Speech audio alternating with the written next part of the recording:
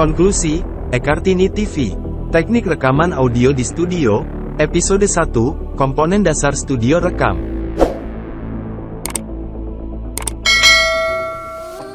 Dalam sebuah studio rekaman setidaknya minimal terdapat dua ruang studio, yaitu ruang kontrol dan ruang tag atau ruang rekaman.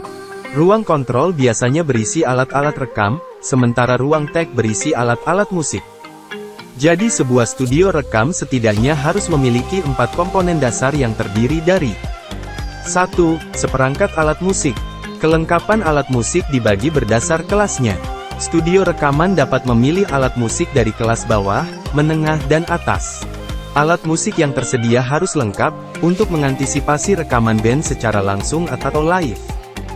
2. Seperangkat alat rekam atau recording. Alat-alat rekam paling dasar terdiri dari mikrofon, sound card, speaker monitor dan preamp mikrofon. MIDI controller atau keyboard controller, sering pula ditambahkan sebagai bagian dari alat-alat rekam. Keyboard controller berbeda dengan MIDI controller. MIDI controller tidak bersuara karena langsung dihubungkan dengan monitor komputer. 3. Studio akustik. Studio akustik dititik beratkan untuk membuat suara lebih enak didengar. Studio akustik dibuat tanpa bukaan untuk menghindari suara dari luar masuk ke studio dan sebaliknya.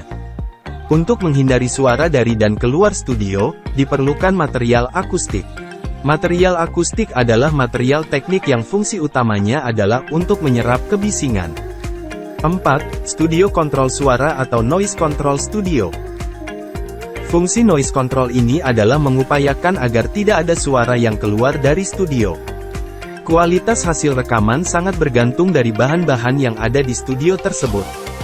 Untuk dapat menambah kualitas hasil rekaman, perangkat dasar kebutuhan rekaman yang telah disebut sebelumnya, dapat dikembangkan melalui penambahan alat-alat seperti audio processor, digital signal processing atau DSP card, dan monitor controller. Audio processor adalah alat yang digunakan untuk memproses suara agar kualitasnya terutama karakternya menjadi lebih bagus.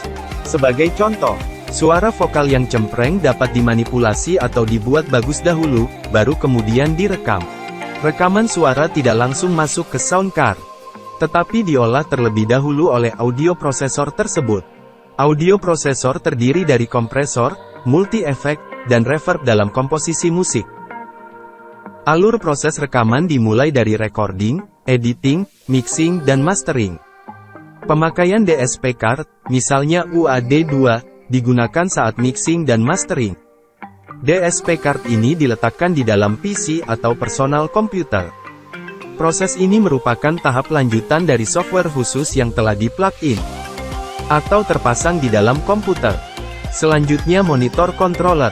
Monitor controller merupakan suatu alat yang bisa digunakan untuk mengatur bunyi, terutama speaker-speaker.